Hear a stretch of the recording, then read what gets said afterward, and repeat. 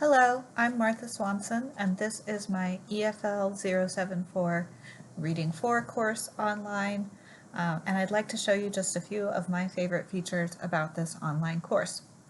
First, if you go to the Getting Started section, I have two videos to introduce myself and to introduce the course. This first video is just about a minute long, as you can see. It's a video of me talking to students and just giving them a very brief overview of what to expect from the class and kind of introducing myself. I also email this video to students in the first week of classes. The second video is a screen capture and shows them how to use the most commonly used features of Blackboard that we're going to use. So it really walks them through how to use each of these sections of Blackboard and be successful in an online course. And then I also have a written explanation of how to use each section of Blackboard in our course.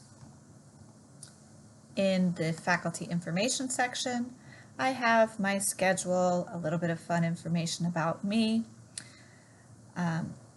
and in the lessons section, the first week of the course is devoted entirely to getting to know online classes and getting to know each other.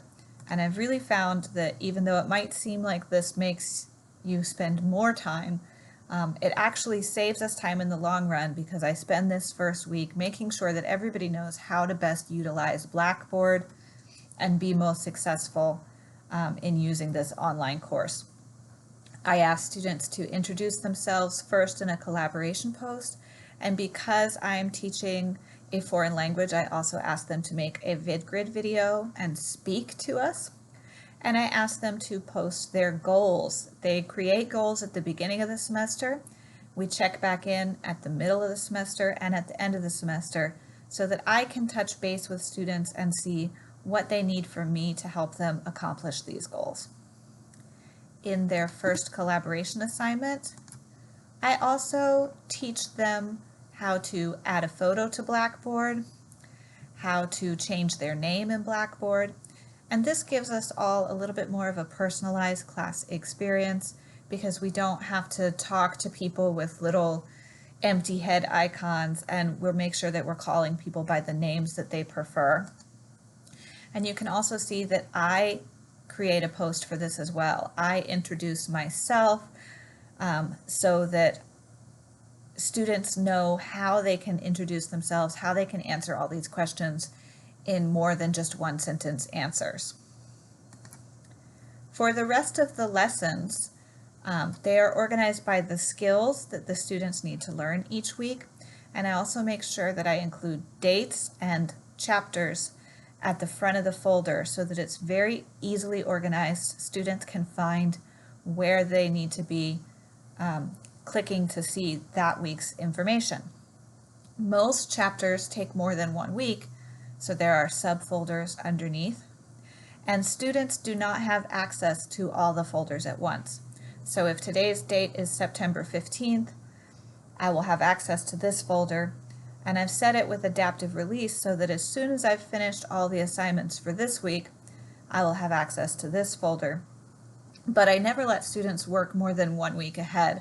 So if it's September 14th, I might be able to see things that are due September 25th, but I won't be able to see anything past that.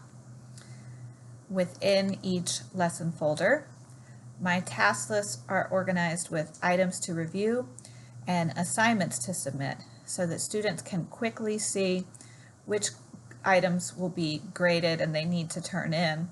And then these items to review will help them learn and understand what they need to successfully complete this item. If I think that they really need to work in order, I also have added calendars, but for most lessons I just have these 2 points. There are also a couple of lessons that really ask students to collaborate and voice their opinions more. First, I do group projects. About 1/3 of the way through the class, we do a group project where students create Quizlet pages. And I really like this because Quizlet is another free resource that students can use, and once they know about it, they can use it for any class to create flashcards and help themselves study and they have a free phone app so the students can study between classes and just really practice a couple of minutes every day instead of cramming right before tests. For this group project, it's vocabulary review, so I can add as many vocabulary words as I need to based on the size of the class and the number of groups that I want to create.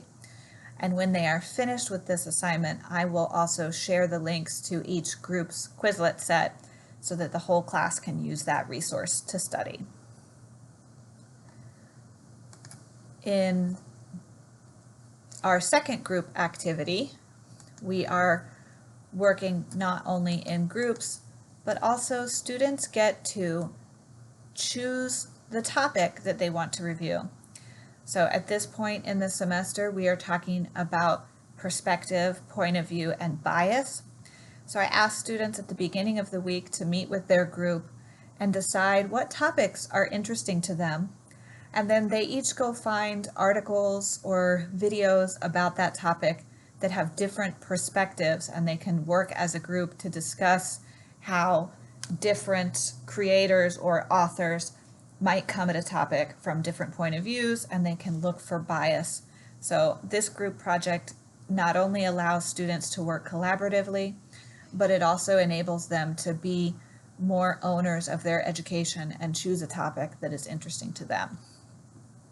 You'll also notice in almost every lesson I have video lessons, and when I include video lessons, there is always either a PowerPoint or a Microsoft Word document that students should download before they watch the video and use to take notes and fill in any information.